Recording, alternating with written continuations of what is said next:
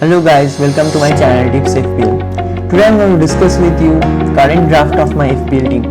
With just 2 weeks remaining for Premier League to start, this draft will have most of the players I plan to hold for long term this season. With 186 points, Emiliano Martinez topped the goalkeepers list last season. Aston Villa are not very well known for their defense, but the introduction of Martinez had a huge impact on their performance last season. He has kept 15 clean sheets and made 142 saves. At £5.5 million, he looks a decent goalkeeping option. Martinez won the Golden Gloves in Copa America too and has been in great form overall. With all these facts in mind, I have kept him as my primary goalkeeper for this season. He had a rough season last year and managed only 96 points. However, if you look at some of the previous seasons, he has given a decent return. At £4.5 million, I don't expect a lot of points from him and he will be on my bench with Martinez being the primary goalkeeper and will only be in my top 11 when Martinez is not playing. Chelsea had a great run in terms of clean sheets after Tuchel took over. Mendy has done a great job last season, keeping 16 clean sheets and bringing Chelsea out of Kepa woes. I expect similar performance from Chelsea defense this season also, as their back four looks solid and Chilwell can get clean sheet points. Chilwell can also be a very good attacking threat. He generally tends to run forward and last season has scored 3 goals and provided 5 assists. He's a bit costly at £6 million, or 6 million. I expect Chilwell to perform better than most other defensive players and that can add to the points tally over the season. The Leeds defender scored 100 points last season with 11 clean sheets. He didn't score any goal or provide assists but played every single match of the season. Leeds defense is not exceptional but they can manage around 10 to 12 clean sheets this season too. At £4.5 million, that looks like an attractive buy to me. I'm not expecting a lot of points from him, but I expect him to start every match of the season and thus get decent points in total. Trent has been an exceptional performer for Liverpool over the years. Last year it was probably Liverpool's worst defensive season after he became a regular starter in the team, but still he has managed to get around 160 points. With no Van Dijk, Gomez or Matip, Liverpool defense was total shackled last season. He has provided 7 assists and scored 2 goals, which is far low compared to his own standards. I expect him to bounce back this season, especially with Van Dijk coming back and Liverpool defense growing stronger with the addition of Konate.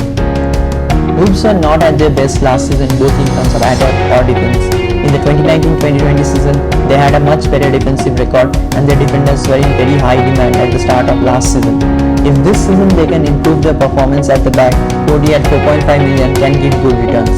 Even if the performance stays similar to last season, Cody is still worth the shot as he gets a lot of game time. With 106 points last season, he is a cheaper buy who can give decent returns over the season. Javier Manquillo is going to be my bench warmer for the season. He is not the playing 11 option of my team as well as to Newcastle United also. He has managed 28 points all season last year and is probably one of the very few players who cost £4.0 million but still managed to get some game time. In the midfielders section, Mo Salah is my top choice player. Since joining Liverpool, every single season he has scored more than 200 points, which is an exceptional record. He has been in the Golden Boot race till the final game week last season and has managed to score 22 goals. With 126 shots and 52 of them on target, he has a very high scoring midfield. With Milner not getting enough game time, Salah is probably going to take a lot of penalties as well. He is well known for his forward runs and even though his price tag is £12.5 million, but he is still not overvalued considering the number of goals he scores every year. With 244 points, Bruno Fernandes has topped the FPL chart for 2020-2021 season. 12 assists and 18 goals make him a very attractive player. Interesting to note here, he is priced £0.5 million lower than Salah. With 121 shots and 51 of them on target, he has almost matched Salah's shots.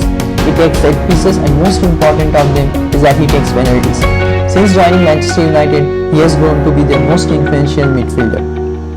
Heung-min Son has been at his very best last season. It's surprising to see not many FPL managers are picking him. With 228 points and priced just at 10 million, he's a very good buy. He scored 17 goals last season and managed 10 assists. His shot conversion rate is also higher than most of the other players.